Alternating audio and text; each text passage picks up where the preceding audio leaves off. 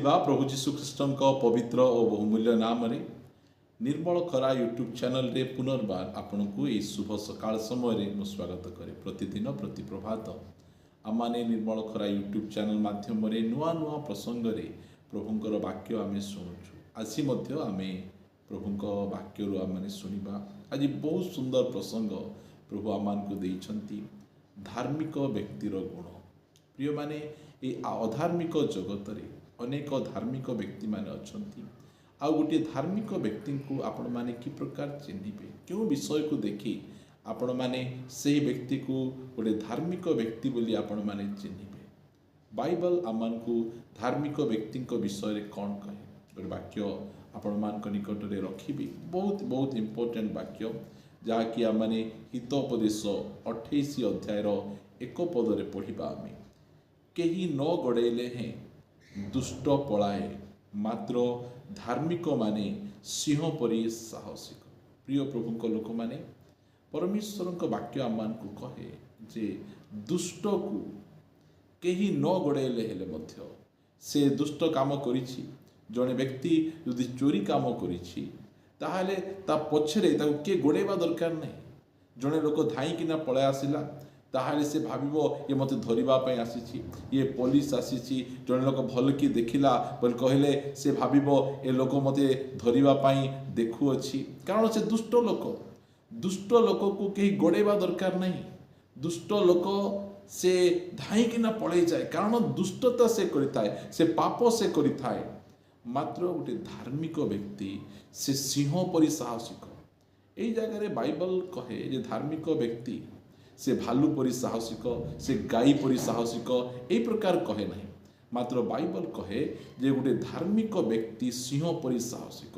ସିଂହ ଯେଉଁ ସମୟରେ ଜଙ୍ଗଲରେ ବାହାରେ, ସିଂହ ଆଗରେ କେହି ଠିଆ ହେଇପାରନ୍ତି ନାହିଁ। ସିଂହଠାରୁ ହାତୀ ବଡ଼ ଥାଏ, ଜିରାଫ ବଡ଼ ଥାଏ, ଆଉ ବିଭିନ୍ନ ପ୍ରକାର ପଶୁ ଗୁଡ଼ିକ ଅଛନ୍ତି ଯେଉଁମାନେ କି ଜଙ୍ଗଲରେ ସେମାନେ ସିଂହଠାରୁ ବଡ଼ ଥାନ୍ତି। ମାତ୍ର ସିଂହ ଉଠିଲେ ସିଂହ ଆଗରେ ହାତୀ ରହିପାରେ ନାହିଁ, ସେ ବଡ଼ ଥାଏ। ସିଂହ ଆଗରେ ଜିରାଫ ରହିପାରେ ନାହିଁ, ସେ ମିଶା ବଡ଼ ଥାଏ। କେବଳ ବଡ଼ ହେଇଗଲେ ହେବ ନାହିଁ, ସେହି ପ୍ରକାର କଲିଜା ଦରକାର, ସେହି ପ୍ରକାର ସାହସ ଦରକାର। ପ୍ରିୟମାନେ, ଆଜି ଅନେକ ଜଣ ନିଜକୁ ଧାର୍ମିକ ବୋଲି ଭାବୁଛନ୍ତି, ମାତ୍ର ଛୋଟିଆ ଛୋଟିଆ ବିଷୟରେ ସେମାନଙ୍କ ସାହସକୁ ସେମାନେ ହରାନ୍ତି। ମାତ୍ର ଯେଉଁମାନେ ପ୍ରକୃତରେ ଧାର୍ମିକ ବ୍ୟକ୍ତି, ସେମାନେ ସିଂହ ପରି ସାହସିକ। ସେମାନଙ୍କ ଜୀବନରେ ସେମାନେ କୌଣସି ସମୟରେ ବିଚଳିତ ହେବେ ନାହିଁ। ପ୍ରତି ସମୟରେ ସେମାନେ ଦୃଢ଼ ଭାବରେ ସେମାନେ ଠିଆ ହେଇଥିବେ। ଏଇଟା ହେଉଛି ଧାର୍ମିକ ବ୍ୟକ୍ତିର ଗୁଣ। ଆଉ ଯେଉଁମାନେ ଖୋଳ ପିନ୍ଧା ଧାର୍ମିକ ବ୍ୟକ୍ତିମାନେ, ସେମାନେ କୌଣସି ପ୍ରକାର ଭାବରେ ଏହି ପ୍ରକାର ପରିସ୍ଥିତିରେ ଦଣ୍ଡାୟମାନ ହେଇପାରିବେ ନାହିଁ। ମାତ୍ର ପ୍ରକୃତ ଧାର୍ମିକ, ଗୋଟେ ଧାର୍ମିକ ବ୍ୟକ୍ତି ଦୁର୍ବଳ ନାହିଁ। ମୋର ପ୍ରିୟ ଭାଇ ଭଉଣୀମାନେ, ଗୋଟେ ଧାର୍ମିକ ବ୍ୟକ୍ତି ସେ ସବୁବେଳେ ବଳବାନ, ସେ ସିଂହ ପରି ସାହସିକ। ଆମେ ଗୋଟେ ବ୍ୟକ୍ତିକୁ ଗୋଟେ ଗାଲରେ ଚାପଡ଼ା ମାରିଲେ ଆଉ ଗୋଟେ ଗାଲ ଦେଖେଇ ପାରିବେ ନାହିଁ ସେମାନେ, ମାତ୍ର ଗୋଟେ ଧାର୍ମିକ ବ୍ୟକ୍ତି ଦେଖେଇ ପାରିବ। କାରଣ ଏଇଟା ଦେଖେଇବା ପାଇଁ ହେଲେ ଧାର୍ମିକ ହେବାର ଆବଶ୍ୟକ ରହିଛି, ସିଂହ ପରି ସାହସିକ ହେବାର ଆବଶ୍ୟକ ରହିଛି। ଆଜି ଖ୍ରୀଷ୍ଟିଆନ ଭାଇ ଭଉଣୀମାନେ ଏହି ପୃଥିବୀରେ, ଏହି ଜଗତରେ ସେମାନେ ଲୋକମାନଙ୍କୁ ମାରୁନାହାନ୍ତି, ପିଟୁନାହାନ୍ତି। ଲୋକମାନେ ତାଙ୍କୁ ମାରୁଛନ୍ତି, ମାତ୍ର ସେମାନଙ୍କ ଖଣ୍ଡା, ସେମାନଙ୍କ କାତି, ସେମାନଙ୍କର କୌଣସି ପ୍ରକାର ବନ୍ଧୁକ, ସେମାନଙ୍କର କୌଣସି ପ୍ରକାର ଥ୍ରେଟନିଂ ସେମାନଙ୍କୁ ଡରାଇ ପାରୁନାହିଁ। ଆମେ ୟୁଟ୍ୟୁବରେ ଆମେ ସେବା କରିବା ସମୟରେ ଅନେକ ଲୋକ ଆମକୁ ଅନେକ କଥା କହନ୍ତି, ଆମକୁ ଗାଳି କରନ୍ତି, ମାରିଦେବୁ କଥା କୁହନ୍ତି। ପ୍ରିୟମାନେ, ଆମେ ଧାର୍ମିକ ବ୍ୟକ୍ତିମାନେ ଅଟୁ। ଆମେ ଖଣ୍ଡା, କାତି, ବନ୍ଧୁକ, ଆପଣମାନଙ୍କର ବିଭିନ୍ନ ପ୍ରକାର ଥ୍ରେଟନିଂ କଥା ଆମକୁ ଡରାଇ ପାରିବ ନାହିଁ। କାରଣ ଧାର୍ମିକ ବ୍ୟକ୍ତିମାନେ ସିଂହ ପରି ସାହସିକ। ଗୋଟିଏ ବ୍ୟକ୍ତି ଥାଆନ୍ତୁ, ଗୋଟିଏ ଜଙ୍ଗଲରେ ଗୋଟିଏ ସିଂହ ଯଥେଷ୍ଟ, 2-3ଟା ସିଂହ ଦରକାର ନାହିଁ। ସିଂହ ସେମାନେ ଦଳ ଭାବରେ କାମ କରନ୍ତି, ଏକଲା ସେମାନେ କାମ କରିପାରନ୍ତି। ସେଥିପାଇଁ ବାଇବଲ କହେ ଯେ ଧାର୍ମିକ ବ୍ୟକ୍ତିମାନେ ସିଂହ ପରି ସାହସିକ। ଆମର ଖ୍ରୀଷ୍ଟିଆନ ଭାଇ ଭଉଣୀମାନେ ସେମାନେ ସିଂହ ପରି ସାହସିକ। ସେମାନେ ଏକଲା ରହିବେ, ମାତ୍ର ତାଙ୍କୁ କିଏ ଡରେଇ ପାରିବେ ନାହିଁ, ହଲେଇ ପାରିବେ ନାହିଁ। ଗୋଟେ ଝିଅ ହଉ, ଗୋଟେ ପୁଅ ହଉ, ଯଦି ସେ ଧାର୍ମିକ ହେଇଛି ତାକୁ କିଏ ହଲେଇ ପାରିବେ ନାହିଁ, କାରଣ ଧାର୍ମିକ ବ୍ୟକ୍ତିମାନଙ୍କର ଏହା ଗୁଣ ଅଟେ। ପଢ଼ିବା ଆମେ ଗୀତ ସଂହିତା ପୁସ୍ତକ 112 ଗୀତ 6 ପଦରେ, କାରଣ ସେ କଦାପି ବିଚଳିତ ନହିବ, ଧାର୍ମିକ ଲୋକ ଅନନ୍ତ କାଳ ସ୍ମରଣରେ ରହିବ। ସେ କୁସମ୍ବାଦ ଶୁଣି ଭୀତ ହେବ ନାହିଁ, ତାହାର ଚିତ୍ତ ସଦାପ୍ରଭୁଙ୍କ ଠାରେ ନିର୍ଭର ରଖି ସ୍ଥିର ଥାଏ। ପ୍ରିୟ ପ୍ରଭୁଙ୍କ ଲୋକମାନେ, ଏଇଟା ହେଉଛି ଧାର୍ମିକ ବ୍ୟକ୍ତିର ଗୁଣ। ता जीवन रे जेते कुसंवाद आसु कौन सी कुसंवाद ताको विचलित करि परिबो नै। आमे आईबो जीवन रे आमे देखुछु आईबो गोटे धार्मिक व्यक्ति थिले। तांको जीवन रे प्रथमे तांकर सब संपत्ति चली गला। जड़े व्यक्ति आसी कहूँ आज्ञा आपणकर सब पशुपल नष्ट हो गला आज्ञा। आउ जड़े आसी कहूँ आज्ञा आपणकर 7टा पुओ झील 7टा पुओ 3टा झील एकाथरे से माने मृत्युवरण करदे। से समय आयुब कौन कले से कुसंवाद शुणी से विचलित हेले नहीं।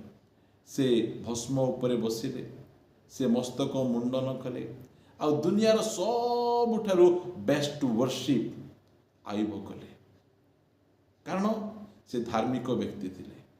गोटे धार्मिक व्यक्ति कुसंवाद शुणी गोटे दुखर कथा गोटे कष्टर कथा निंदार कथा ताड़नार कथा शुणी गोटे धार्मिक व्यक्ति कौन सी समय से विचलित हेब नहीं। कुसंवाद गोटे धार्मिक व्यक्ति को विचलित करिब नहीं। प्रिय माने ए पृथ्वी रे रहिबा समय रे ए पृथ्वी रे कौन सी संवाद शुभ संवाद नहीं। आम पाखे गोटे शुभ संवाद अच्छी जहाँ कि आम सुसमाचार बोली कहू। आप न्यूज पेपर रे देखंतु कि आप टीवी रे देखंतु आप जेकोसी स्थान देखिए केवल कुसंवाद कुसंवाद कुसंवाद आ कुसंवाद समस्त को विचलित करदेव। धनी व्यक्ति को विचलित करदेव ज्ञानी व्यक्ति को विचलित करदेव संभ्रमित व्यक्ति को विचलित करदेव। मात्र कुसंवाद गोटे धार्मिक व्यक्ति को विचलित करिब नहीं। रोग आसीबो समस्या आसीबो अभाव आसीबो ताड़ना आसीबो ए सब रे मध्य से माने विचलित हेबे नहीं। कारण गोटे धार्मिक व्यक्ति सिंह परि से माने साहसिक। प्रिय माने जदि आपण प्रकृत रे गोटे धार्मिक व्यक्ति अटंती ताहाले आपण कौन सी संवाद विचलित हेबे नहीं। कौन सी विषय विचलित हेबे नहीं।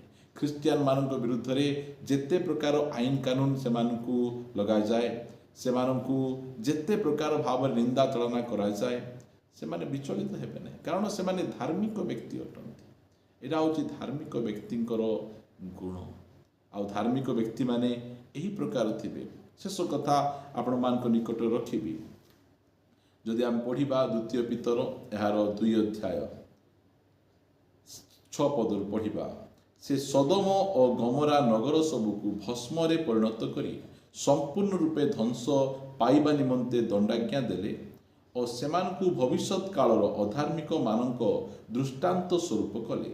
पुणी से दुराचारी मानक कामुकतापूर्ण आचरण रे व्यथित धार्मिक लोट को उद्धार कले। प्रिय माने लोट प्रथमे विचलित होउतबा गोटे व्यक्ति थिले।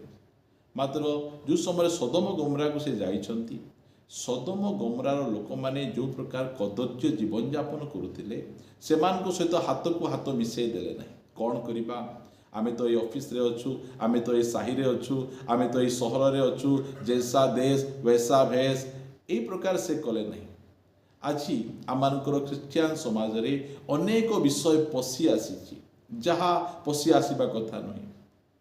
से सबू को देखी लोक माने मिसी जाउछथि सेमान सहित। मात्र धार्मिक लोट जड़े धार्मिक व्यक्ति सदम गमरा रोते सेमानकर दुराचारीपूर्ण कामुकता जीवन देखी से निज प्राण रे कष्ट पाउतले सेमान सहित सहभागिता करुनथिले। प्रिय प्रभु को लोक माने कहिबा पाई चाहे आपण जो धार्मिक व्यक्ति अटंती आपण ऑफिस रे अछंती आपण बिजनेस रे अछंती आपण ए प्रकार गोटे स्थान रे काम करूछंती सेठो लोक माने कष्ट विभिन्न प्रकार विषय खराब विषय गुड़िक करुथिबे आपण सेमान सहित फेलोशिप करि परिबे नहीं। काहे कि आपण धार्मिक व्यक्ति गोटे धार्मिक व्यक्ति अधार्मिक काम करि परिबो नहीं। जो समय लोट देखुथिले लोट से सब देखी कौन सी प्रकार भाव में सेमान सहित फेलोशिप कले नहीं। सेमानकर कार्य गुड़िक देखी लोट कौन करुथिले 7 पदरे पुणी से दुराचारी मानक कामुकतापूर्ण आचरण रे व्यथित बथा लागुथिला। से सब आचरण देखले सेमान लागु नथिले मात्र निज प्राण रे से बथा अनुभव करुथिले कष्ट अनुभव करुथिले। आज मध्य आमानकर देश रे एही प्रकार अनेक दुराचारी काम चली आमे सेमान सहित हाथ को हाथ मिसई पारिबु नहीं। कारण आम धार्मिक व्यक्ति अटू आम से सब आचरण गुड़िक को देखी आम आमर प्राण रे आम बथा पाऊँ। କାରଣ ଧାର୍ମିକ ବ୍ୟକ୍ତିର ଏଇଟା ହେଉଛି ଗୁଣ। ଏଇଟା ସୋଦମ ଗମୋରା ରହିଲେ ମଧ୍ୟ ସୋଦମ ଗମୋରାର କୌଣସି କଲଚରକୁ ସେମାନେ ଆପଣେଇବେ ନାହିଁ। ଆଜି ଖ୍ରୀଷ୍ଟିଆନ ଭାଇ ଭଉଣୀମାନେ এই ସୋଦମ ଗମୋରାର କଲଚର ଗୁଡ଼ିକ, ସେମାନଙ୍କର ହଳଦୀ ରସମ ଗୁଡ଼ିକ, ସେମାନଙ୍କର କଳା ଟୁପା ଗୁଡ଼ିକ, କଳା ଦୋଳି ଗୁଡ଼ିକ, ସେମାନଙ୍କର ମଙ୍ଗଳସୂତ୍ର ଗୁଡ଼ିକ ସେମାନେ ନିଜେ ଆପଣେଇ ଦେଇଛନ୍ତି। ଏମାନେ ମଧ୍ୟ ହୋଲି ଖେଳନ୍ତି, ଏମାନେ ମଧ୍ୟ ରାକ୍ଷୀ ବାନ୍ଧନ୍ତି। এইটা ବହୁତ ଦୁଃଖର ବିଷୟ ପ୍ରିୟମାନେ। ସେମାନେ କହୁଛନ୍ତି ଜୈସା ଦେଶ ବୈସା ଭେଷ, ଯେଉଁଠି ରହିଲେ ମଧ୍ୟ ସେମିତି। ପ୍ରିୟମାନେ, ଆମର ପରମେଶ୍ୱର ଏ ପୃଥିବୀର ପରମେଶ୍ୱର ନୁହନ୍ତି, ସେ ସ୍ୱର୍ଗର ପରମେଶ୍ୱର ଅଟନ୍ତି। ଆମେ ସୋଦମ ଗମୋରାରେ ଲୋଟ ପଳେଇଲେ ସିନା, ମାତ୍ର ସୋଦମ ଗମୋରାର କୌଣସି କଲଚରକୁ ସେ ଆପଣେଇଲେ ନାହିଁ, କାରଣ ସେ କଲଚର ଆପଣେଇଲା ପରି କଲଚର ନଥିଲା। ସେଠି ପୁଅ ସହିତ ଝିଅ ସହିତ ସେମାନଙ୍କର ସେ ପ୍ରକାର କାର୍ଯ୍ୟ ଗୁଡ଼ିକ ଥିଲା। ପ୍ରିୟ ପ୍ରଭୁଙ୍କ ଲୋକମାନେ, ଲୋଟଙ୍କ ଜୀବନରେ ଦେଖୁଛୁ ଧାର୍ମିକ ବ୍ୟକ୍ତି ସିଂହ ପରି ସାହସିକ। ଧାର୍ମିକ ବ୍ୟକ୍ତି କୁସମ୍ବାଦ ଶୁଣି ସେ ବିଚଳିତ ହୁଏ ନାହିଁ।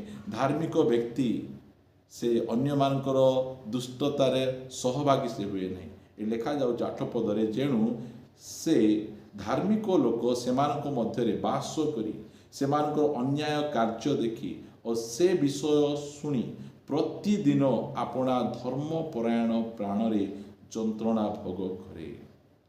ପ୍ରଭୁଙ୍କର ଗୌରବ ହଉ, ଆମମାନେ ମଧ୍ୟ ସେଇ ପ୍ରକାର ଜୀବନଯାପନ କରିବା। ଏଇଟା ଧାର୍ମିକ ବ୍ୟକ୍ତିଙ୍କର ଚିହ୍ନ ଗୁଡ଼ିକ। ଲୋଟ ଜଣେ ଧାର୍ମିକ ବ୍ୟକ୍ତି ଥିଲେ, ଆୟୁବ ଜଣେ ଧାର୍ମିକ ବ୍ୟକ୍ତି ଥିଲେ ପ୍ରିୟମାନେ। ଆଉ ସେମାନଙ୍କର ଗୁଣ ଚରିତ୍ର ଗୁଡ଼ିକକୁ ଆମେ ଦେଖୁଛୁ ଆମେ କି ପ୍ରକାର ଭାବରେ। ସେଥିପାଇଁ ଏଇଟା ଧାର୍ମିକ ବ୍ୟକ୍ତି। କେବଳ ଆମେ ଧାର୍ମିକ କହିଦେଲେ ହେବ ନାହିଁ, ଆମମାନଙ୍କର ଚରିତ୍ର ମଧ୍ୟ ସେମିତି ରହିବାର ଆବଶ୍ୟକ ରହିଛି। ଆସନ୍ତୁ ଆମମାନେ ପଦେ ପ୍ରାର୍ଥନା କରିବା। ସ୍ୱର୍ଗୀୟ ମଙ୍ଗଳମୟ ପିତା, ମୁଁ ତୁମକୁ ଧନ୍ୟବାଦ ଦେଉଛି। ଗୀତ ରଚକ ଦାଉଦ କହୁଛନ୍ତି ଯେ ଧାର୍ମିକ ମାନେ ବିନଷ୍ଟ ହେଉଛନ୍ତି, ଆଉ କେହି ଧ୍ୟାନ ଦେଉନାହାନ୍ତି। ପ୍ରଭୁ, ଆମେ ପ୍ରାର୍ଥନା କରୁଛୁ ଯେଉଁମାନେ ପଡ଼ି ଯାଉଛନ୍ତି, ପ୍ରଭୁ ତୁମେ ସେମାନଙ୍କୁ ଦୟାକରି ଉଠାଅ, ଆତ୍ମାରେ ପୂର୍ଣ୍ଣ କର, ଶକ୍ତିଯୁକ୍ତ କର। ପ୍ରଭୁ, ଆମେ ଧାର୍ମିକ ଜୀବନଯାପନ କରିବୁ। ପ୍ରଭୁ, ଆମେ କୌଣସି ପ୍ରକାର ଦୁର୍ବଳ ହେବୁ ନାହିଁ, କୁସମ୍ବାଦରେ ବିଚଳିତ ହେବୁ ନାହିଁ। ପ୍ରଭୁ, ଏ ଦୁନିଆ ରୀତିନୀତିରେ ଆମେ ଚଳିବୁ ନାହିଁ। ପ୍ରଭୁ, ଦୟାକରି ତୁମେ ଆମମାନଙ୍କୁ ଅନୁଗ୍ରହ କର, ଆମମାନଙ୍କୁ ସାହାଯ୍ୟ କର। ପ୍ରଭୁ, ଧାର୍ମିକ ବ୍ୟକ୍ତିକୁ ପ୍ରଭୁ ତୁମେ ବିଚଳିତ ହେବା ପାଇଁ ଦିଅ ନାହିଁ। ପ୍ରଭୁ, ଧାର୍ମିକ ବ୍ୟକ୍ତିକୁ ଲୋପ ପାଇବାକୁ ଦିଅ ନାହିଁ, ଧାର୍ମିକକୁ ଧରି ରଖ। ଆମେ ପ୍ରାର୍ଥନା କରୁଛୁ ରାଜା, ତୁମେ ସୁରକ୍ଷାକାରୀ ପରମେଶ୍ୱର, ତୁମେ ସୁରକ୍ଷା ପ୍ରଦାନ କର।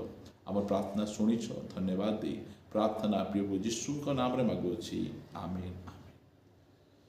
ପ୍ରେଜ୍ ଦ ଲର୍ଡ। ପ୍ରଭୁ ସମସ୍ତଙ୍କୁ ପ୍ରଚୁର ଭାବେ ଆଶୀର୍ବାଦ କରନ୍ତୁ। ଗଡ୍ ବ୍ଲେସ୍ ୟୁ।